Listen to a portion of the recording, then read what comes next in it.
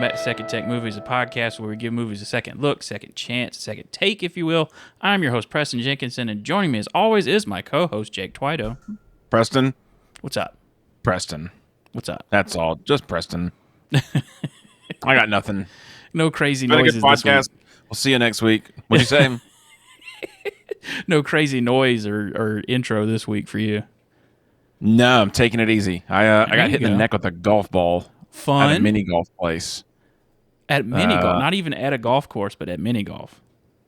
Yeah, it was awesome. I'm feeling better now, but yeah. My yelling and noise has been at an all-time low in the past couple days. Cool. Life isn't good. I need to yell and I need to do weird stuff. Get some frustrations out. Yeah. Well, you know who was getting her frustration out was PETA at the end of this movie. Yeah, that dude pooped his pants. He was choking a bitch. Katniss Everdeen, our protagonist from these movies. It's the Mockingjay Part 1. She's in District 13 after she shatters the games forever. Under the leadership of President Coin and the advice of her trusted friends, Katniss spreads her wings and as she fights to save PETA and a nation moved by her courage. Yeah. Unwillingly. Not my favorite of these movies. I'm just gonna No, go ahead it's a lot of setup. Yeah. A lot of people saying what they're going to do and setting up what they're going to do, and then something happens at the end, but that's about it. Yeah, that's it. It's a lot of nothing, but hit me with that negative. That positive from Alonzo Duralde from The Rap. By the way, you read the synopsis, and I legit was like, that's a pretty good review. I was like, yeah, not much you can say about it. That is what it was. Suffice it to say that while the Mockingjay Part 1 might not be as consistently thrilling as Catching Fire, the second movie always has the luxury of being all the PB&J and no crust. It's the movie equivalent of a page-turner, consistently suspenseful and filling with surprises and illuminating character moments. Okay, sounds like a review for Catching Fire and not this movie. Yeah. I was about to say, I think she watched the wrong movie. Yeah. Todd McCarthy from The Hollywood Reporter with our negative review. Unfortunately, this movie was so bad, Philip Seymour Hoffman died. Oh, my gosh. Sorry, go ahead. Moment of silence. Yeah, it sucks. Unfortunately, Mockingjay Part 1 has all the personality of an industrial film. That's not a drop of insolence, insubordination, or insurrection running through its veins. It feels like a manufactured product through and through, ironic and sad given its revolutionary theme. Yeah, that's actually a really good review. I feel like that's the problem with this movie is it's cookie cutter at this point. Not a lot of anything to it. Had we had a lot of these like young adult revolutionary movies at this point?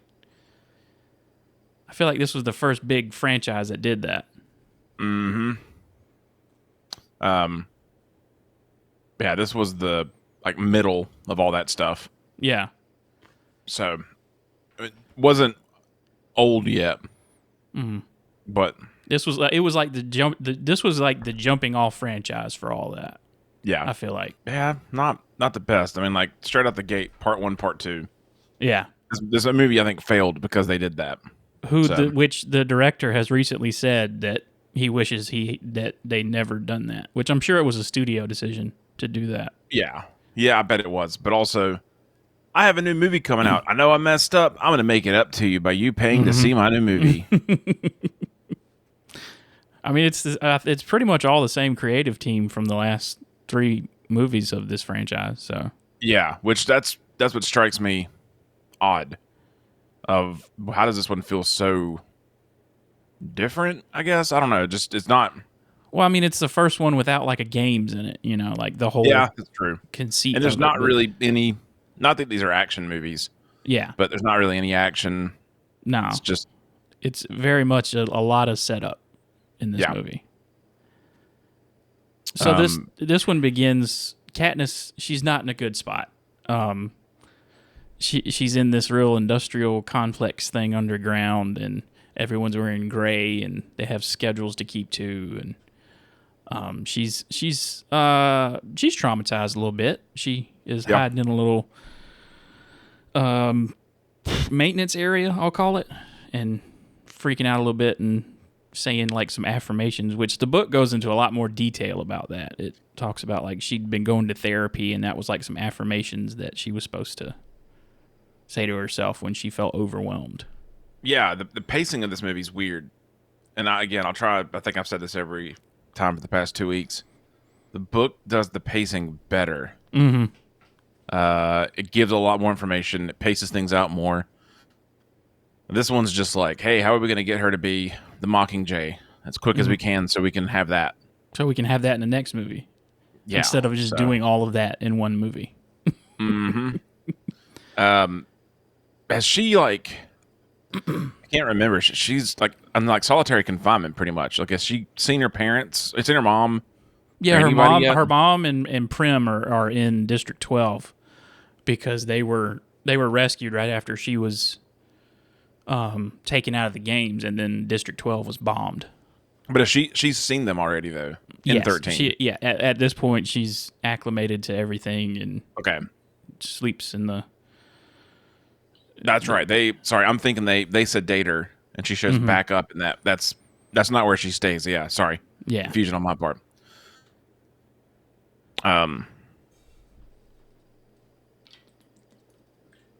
Yeah. It's kind of weird of just watching Silo. That's what this made me think of. It's like, oh, this is like an episode of Silo. Not as good though. But Silo is better. Yeah. Without a doubt, leaps and bounds. Silo did the "we all live underground" thing a lot better. Yeah, I can't wait for the next season of that. Yeah, it's going to be a while, but I think I'm gonna read the books. But I want to start reading the books too. Yeah, well, if you're gonna do it, then I'm freaking gonna do it. Peer pressure. Yeah, absolutely. You quickly figure out. We already saw these characters in the last movie, but Finnick is in that wing with her. Yeah, he's out. He's done, which is kind of odd. How the last movie ended. Finnick was perfectly fine, and I guess once he shock maybe got there and settled and wasn't planning stuff, that's when the shock really hit him. Yeah. Well, also his girlfriend. He found out his girlfriend was kidnapped by the Capitol. True, that's a good point. That kind of probably set him off a little bit. Annie, Joanna, and Peta are all kidnapped. Yeah, I thought Joanna was in this movie. I didn't realize she wasn't until the next movie. Same here. I really thought she showed up at the end as well, but no, she is. She's at the very end. She is? Yeah, there's a scene of her acting a fool, looking like a hot mess. Oh, yeah. The shaved head. It's very brief. Mm-hmm. It's right before she gets choked out. Yeah. But then you get to meet the president, which... Not a good person. No, not a good lady. No, not at all. And the movie does a really good job of letting you know right away. You can't really trust her. She's terrible. It's almost like trading in one totalitarian government for another one. Which is why in this podcast we endorse no government. I'm just kidding. Look, boy, I'm from South Carolina. I'm all about just saying none of this stuff right here. I'll just go outside and shoot my gun. I stand for a government society where I can shoot my gun wherever I feel. Yeah, but basically, not everyone from District 12, because a lot of them were destroyed in the bombings. I think like 20% made it out. Your main characters basically made it out of 12. That's my favorite part. It's like the Gail. Characters you've met made it out. Yeah, Gail and her family, basically. I mean, we've never even seen his family, so no, or Peta's at that. Yeah, so Peta's family's probably like everybody else's family is dead, I guess, and everybody else from 12 is dead, and they're the only 4 people that made it out of District 12. But but Coin's trying to talk her into. I guess it's Coin, and then also Plutarch. I always forget his name. They're trying to convince her to become this symbol of the rebellion. Mm-hmm. I don't know if I don't know if they had started the deep fake face of Philip Seymour Hoffman yet in this movie. I don't think that's till the next movie. Yeah, it's at the end of the next movie. Yeah, because he died. He was I think he done filming died almost. He died between these two movies, I think. Yeah, he died a week before filming ended, if I remember right. Okay. So pretty much everything was there, but there's a couple. Because I was like, if any of this is a deep fake, like it's pretty good for 2012. Oh no, you'll recognize it and you'll go, ooh no. Or 2014, whenever this movie came out. 14. 13 or 14. I think November 14. Yeah. So they're trying to talk her into it, and they decide the best way for her to decide to do it is to go see 12. Yeah. And which that doesn't do it yet either, right? It's seeing PETA. No, it was basically like, let's take her to 12 and show her, like, because she's not wanting to do anything. She's like, she's pissed at these people because they were supposed to get PETA out of the arenas. That was her big thing in the last movie, was PETA was supposed to be saved and he was supposed to be taken out, but they really want her because of how she's galvanized the people in the other districts to rebel. But they do take her to 12 and show her, like, hey, this is more than about you and PETA, and this is everybody. Gail's getting a little radicalized in the revolution at this point. Yeah, he's a murderer. He loves death. He was way into the revolution to the point where when they see PETA on screen and they know how the Capitol operates, like everybody's just booing him when he's like calling for a ceasefire. I would never do that. Oh, man. Well, let's start torturing you then. Let's go ahead and start torturing you. Let's find out. You know what that dude is? That dude is a JROTC kid. Yeah. Who will not be able to join the military for some reason. But let me tell you, he can flip that gun. Ends up committing a felony at some point. Yeah, 100%. He did. At some point in time, that kid deals meth. He fails a certain test to not make it to the military and ends up blowing something up. Probably a church, but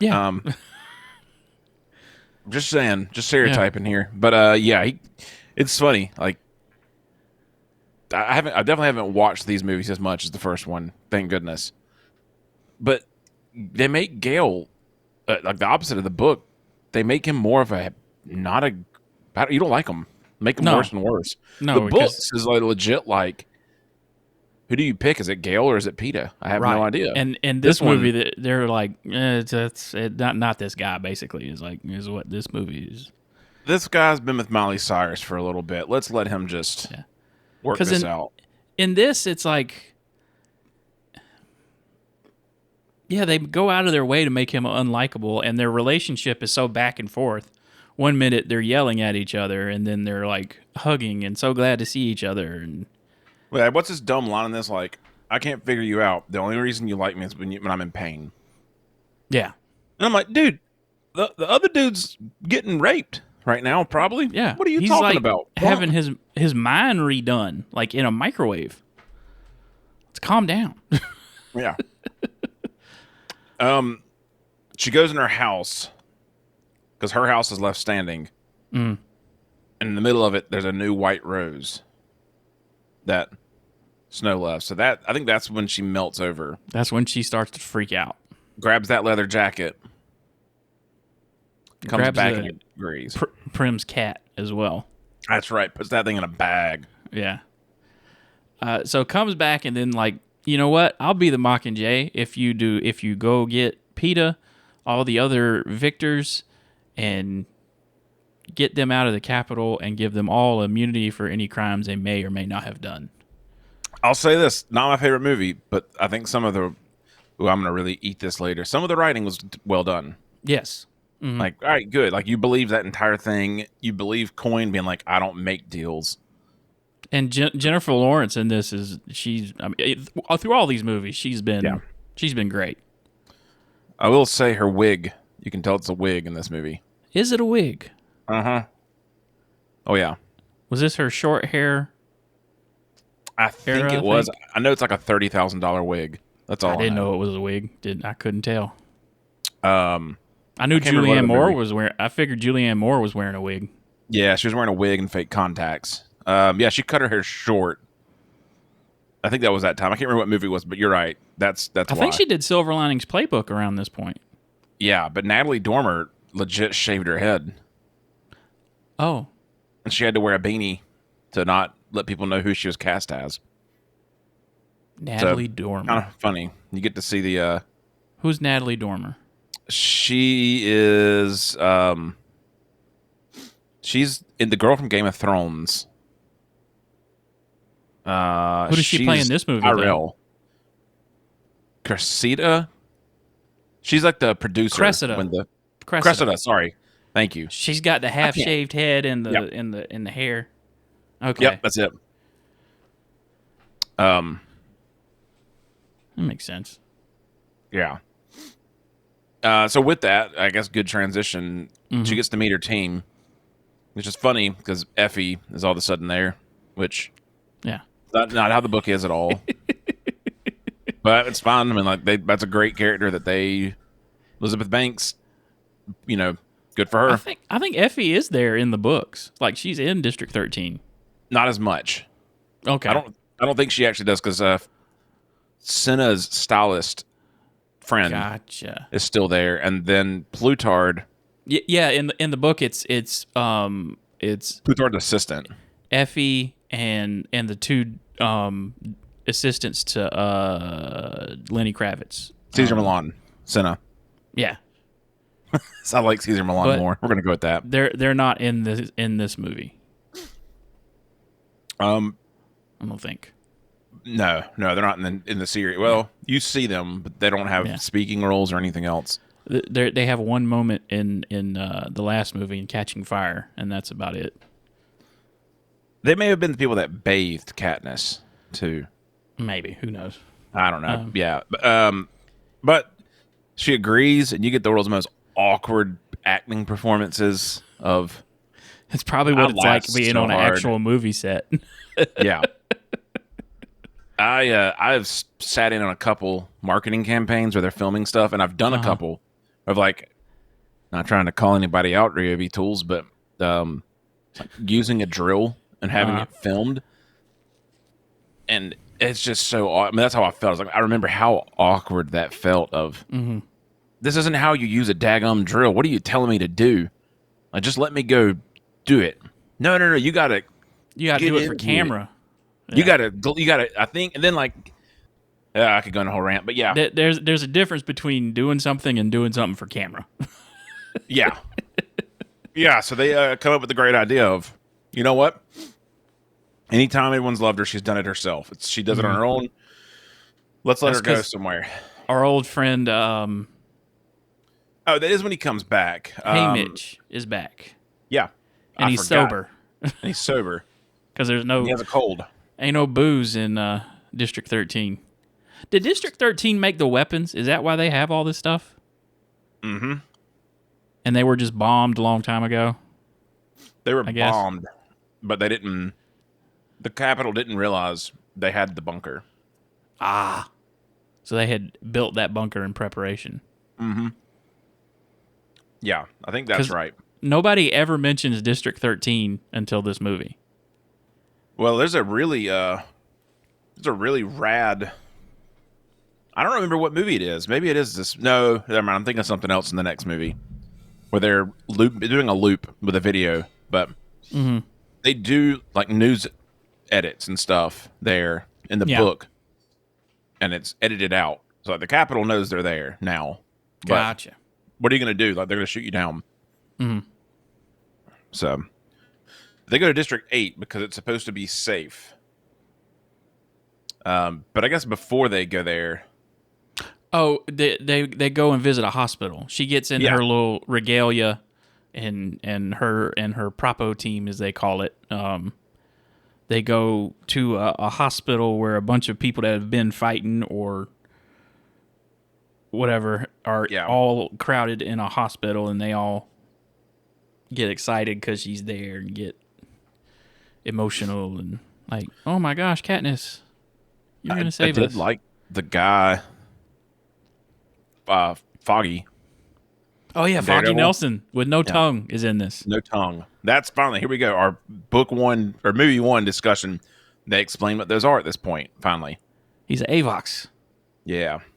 Which any servant you see in the background of these movies is an AVOX. Which is a beautiful way to say that's a lower paid actor who's not getting a lot because there's no speaking role. Yeah, you don't have a tongue.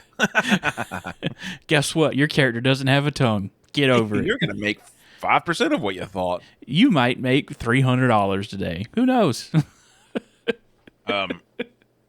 They go out there. They've got these special weapons. She's got the suit. Go figure. They get spotted. President Snow sees them there. We're going to bomb that hospital, baby. We're going to bomb it. We're going to shoot them all down. They're hanging out with rebels. Sorry. Sure enough, that's the cost.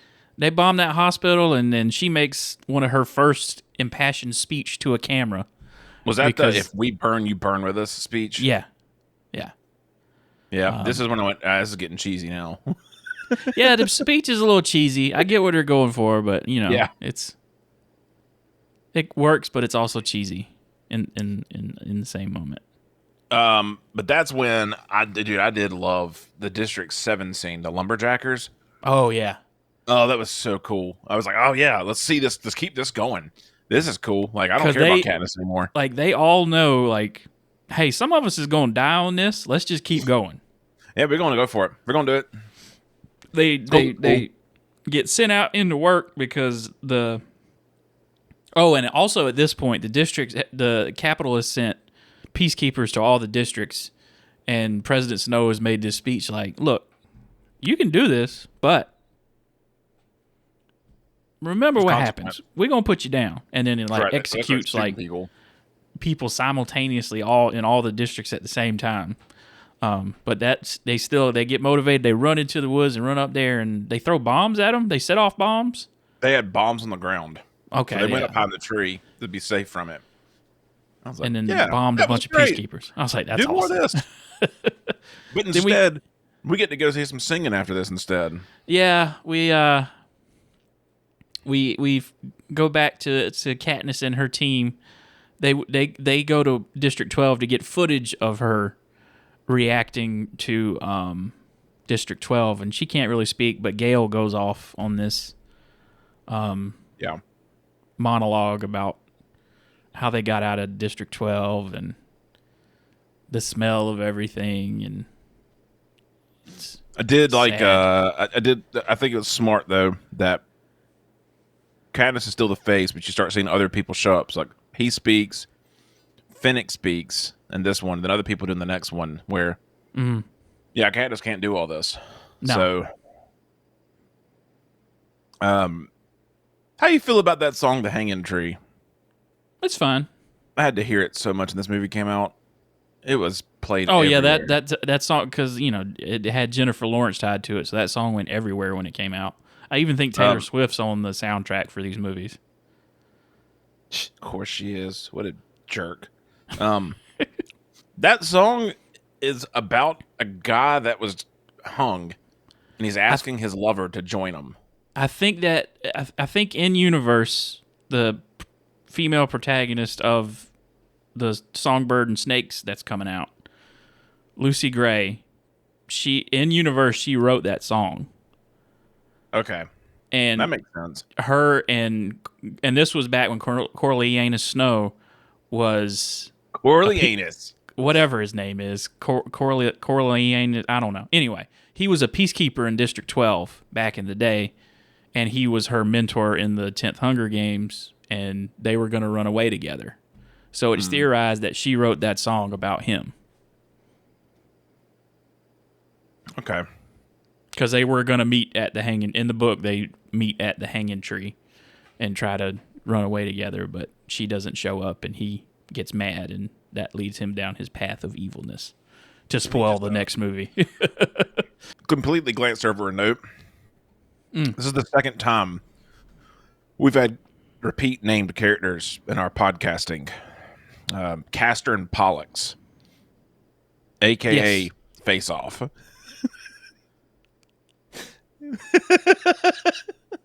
You're right. Yeah, I had that realization watching this, and I watched this over 3 days. I made the note in my phone, fell asleep, woke up and went, "What am I talking about in these notes?" And then went, "Oh, That can't be where that woman got these names. that's Helen of Troy's brothers." Oh, okay. So she did that on purpose. Yeah, Okay. yeah. But boy, I wish. Yeah, that's wild. Do howdy. Wow. Anyway, so we're in District 12, sitting by the riverbank. She sings the song. And then we got a big old attack on that dam. They get a recording of it, and then they make this. Well, before that, they make this big propaganda thing. Yeah. And throughout this movie, PETA has appeared on these talk shows with Caesar Flickerman, and he's looking worse and worse through the whole movie. And Katniss is freaking out every time she sees him. So at this time, they were able to get into the they've been getting into the broadcast signal through this movie. Mm-hmm. Once people saw that thing, they went and bombed the dam in District 3 or 2. Oh, I think it's 3. it's 5. 5. District 5. 3 plus 2 is 5. You're close. Yeah. They do the play where, like, hey, a bunch of us are going to die, but we'll keep going. It's a great scene where, like, they run up to the dam where all the peacekeepers are, and they're carrying these crates, and they keep getting, next man up picks it up, gets it in the thing, set it off, no power in the Capitol. And that resets the security system that Beatty designed for the Capitol to keep people out of the broadcast signal. So at this point, they're broadcasting the signal during this interview with PETA, and the two signals are flickering in and out, and he sees her, and he's like, "Oh, Katniss," and then Katniss, hello. they gives her a warning, like they're going to bomb this place. Look out! They're going. Oh no! Yeah. And sure enough. that whole line, the whole thing of it's time for an air raid drill. Yeah. Whoa. Yeah. Good luck. So they get down to the basement, if there is a basement in a shelter, in a bunker. They get to the very bottom level, and they do get bombed, but yeah, they knew that the Capitol knew they weren't going to hit anybody. Yeah, because the whole point was to drop those roses. Yeah, it wasn't really to do anything more than that. Moves and counter moves, as President Snow says. Man, they just make him seem like an idiot in this too. Just a creepy guy. Well, he is creepy. And I said it, and I was like, "Well, he is." That's kind of the whole point. That's the whole point of him. Yeah. So like they come out to see how everything is, and that's when they see the flowers, and they're going to film their own propo, but Katniss can't do it because she's like, "Well, they're going to kill PETA." Yeah, like they're going to kill him. So they decide that I think everything shuts down for a minute, and we haven't talked about him. He's fantastic in this movie. I'm really gonna mess his name up, man. I'm a mastermind at it. Mahershala Ali. Mahershala Ali. Thank you. As Boggs. Boggs. Great. Fantastic. Yeah. Great. That actor. was like, this is great. The gonna be Blade at some point if they ever get to make that movie. He tells her like, "Hey, we're gonna make a move. Like because of this dam that went down, we think we can sneak by. We can get into the Capitol now." And she's like, "Well, I want to go," and he's like, "You can't. They've already gone. Yeah, it's too late." But they have to distract everyone. So Finnick, call back to the last movie, gets on camera and starts talking about the secrets that he knows. Goes through his whole spill. Yeah, they set up a camera outside, and then he goes on a pretty great monologue about. Yeah, I was pimped out to a lot of elites in the Capitol, and they like to spill their secrets. And he starts going on this thing about President Snow and how he would poison people before they got a chance to kill him, and he would drink from the same cup, and that's why he has sores on the inside of it, which we talked about, I think, last week. That's why there's blood in his wine cup in that one scene. He drinks poison along with him. Doesn't get the antidote. The antidote doesn't always work because he's got permanent sores in his mouth now. But through that distraction, they break into a place that nobody's at. They don't have to do anything. Yeah, they're like all the security's down. They get to the tribute center and all the I guess they dropped gas down in there is what happened. Yeah, flashbanged, gassed out, everything. Everybody's laid out, and during this, Katniss is having a Zoom call basically with President Snow. Yeah, but then he tells him like, "I know what you're doing." Ha Yeah, he keeps him on the line long enough, and he's like, "You don't think I know your friends are in the tribute center?"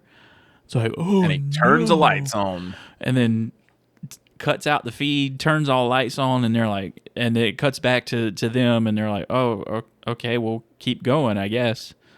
But they get everybody out. Everybody's good. Everybody's safe.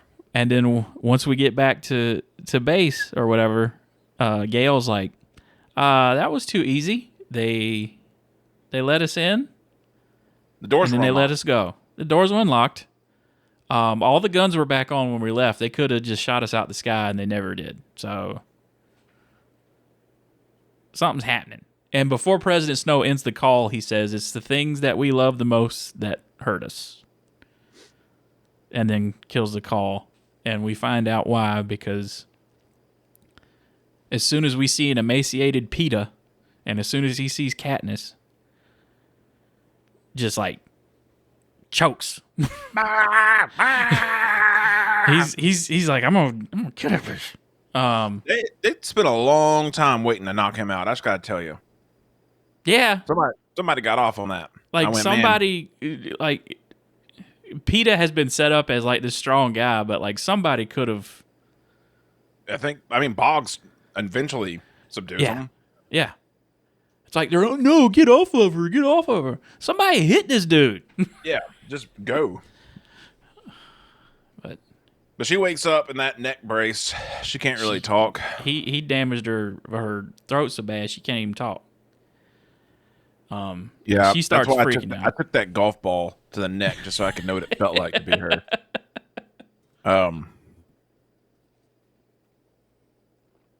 For all those listening, it was at Hillbilly Golf. So, Gatlinburg, very fun. Look out for hole 18. People will kill you. This podcast brought to you by Hillbilly Golf. Sure, why not? Yeah. They tell her like, he's been hijacked. Just a tracker jacker serum. They've manipulated his mind. Basically did the opposite of Clockwork Orange, where they torture you, show you Katniss, fill you with the tracker jacker venom, make you hallucinate, torture, Katniss. Oh, catnip. So he hates her. Coin is announcing the next stop for the rebels is they're going to District 2. They're going to go take over the military stronghold. It's the only district left that's loyal to the capital.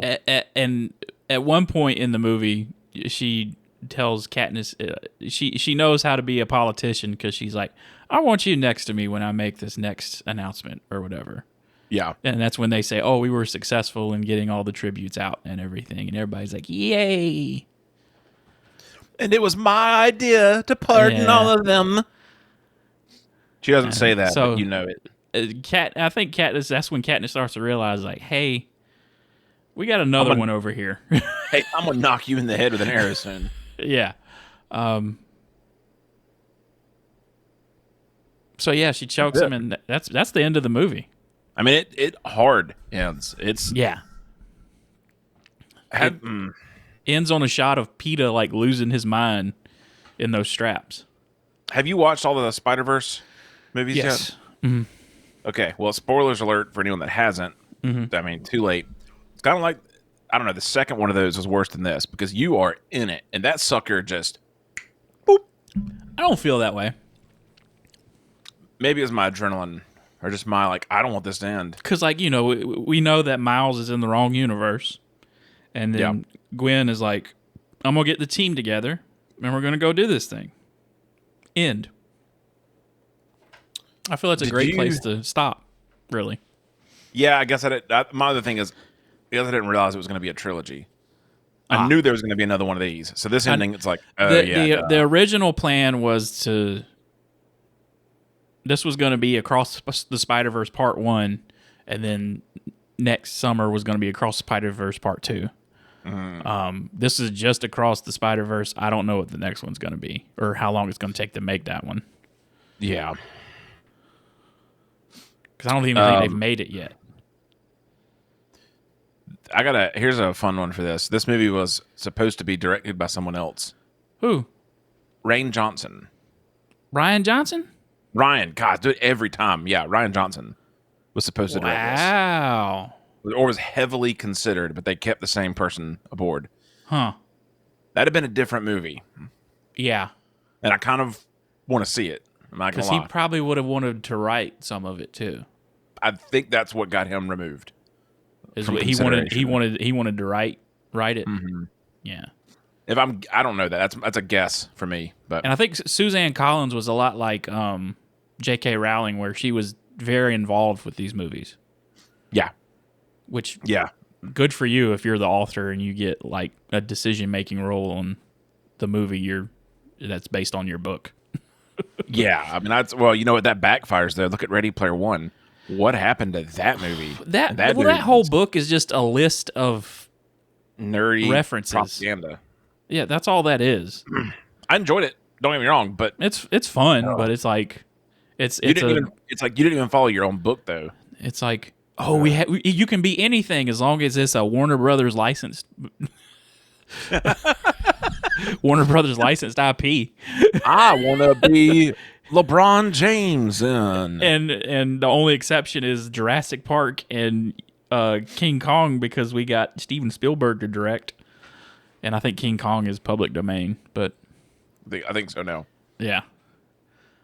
But yeah, that's this movie. And this movie was supposed to end with PETA getting knocked out. That'd have been a good one. Yeah, Just that was clunk. the like, we're gonna do this right here. Clunk. I don't know if they tested that or what, but that decision, it was like that's where it was gonna happen. Well, I think after like kind of the cliffhanger of Catching Fire, they were like, we can't do like a hard cliffhanger on this one. I mean, it was gonna start part 2 of her waking up in that neck brace. Yeah. So yeah, you which can't I feel do like the they same should have done that. yet. I think that'd been better. And just close out on President Coin's speech of we're going to District 2 to get this thing. Yep, that'd been good. But it's kind of okay too to end on PETA losing his mind when strapped to a chair.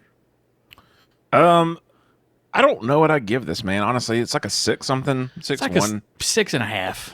Yeah, I mean, it's still it's entertainable. It's good. I know the next one's a little bit better than this. It's not terrible, but it's not good either. No, it's just a movie. I think the next one's pretty good from what I remember. I'm curious how I feel because I think that's my favorite one. That's because it's the one where they go through the city and try to get to the president's mansion and intrigue and deception and all that fun stuff. But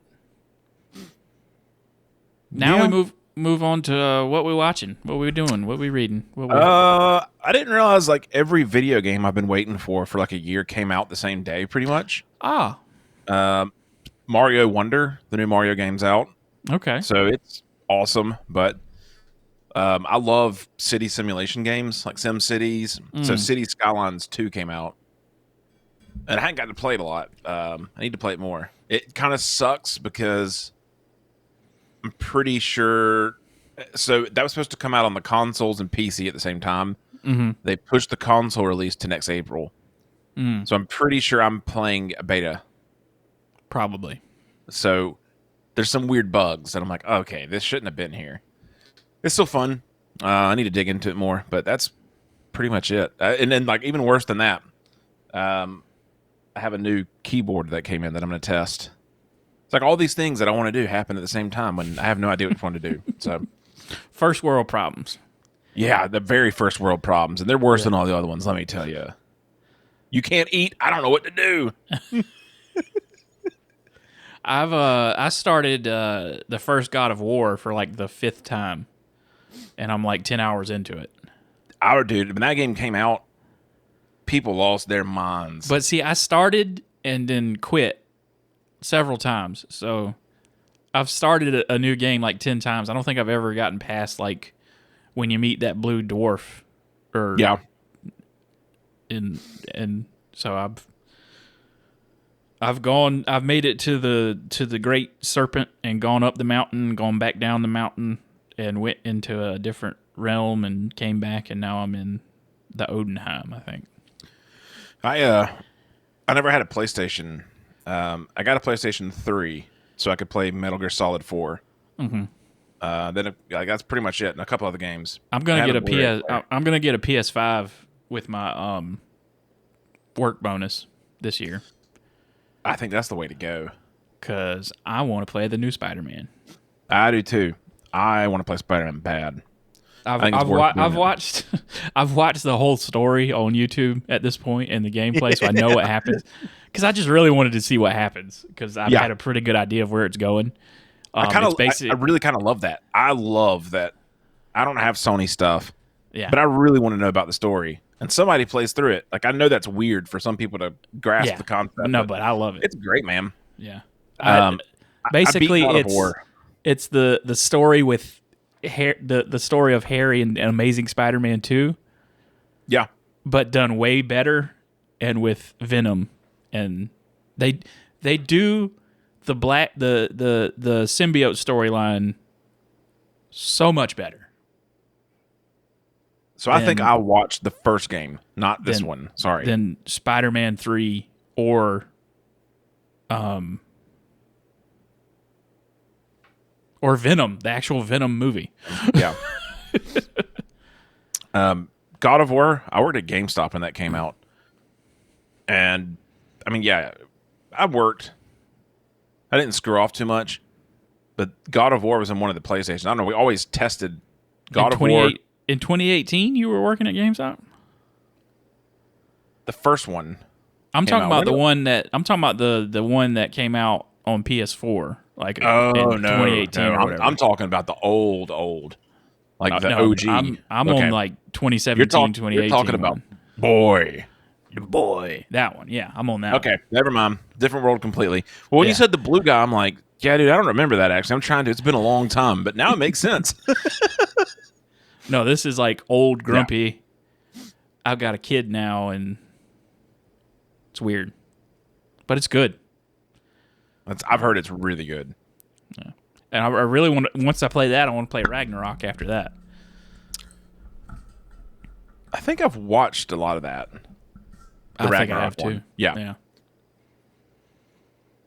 Well, that's it. This is the finale. Well, we won't be here next week, but the next week will be the finale. Yeah, next week, the Findagle. And then that'll be the same week as when the new movie comes out. So everyone can go see that. You said that. I gotta get tickets. Hopefully this hits the algorithm and takes off. We'll see. Let me see if I can mention anything else for AI to pick up. Zuckerberg, Facebook, sued, Meta, Taylor Swift, Travis Kelce. Football. Let that hit the algorithm. Maybe. We'll see. So if you have a suggestion for a movie we should do, you can send that to secondtakemoviespod@gmail.com. You can follow us on Instagram at Second Take Movies. For Jake, I'll say we'll see you next week. And crap your pants, Preston. Crap your pants. Crap your pants as always. We'll see you next week for The Mockingjay Part 2.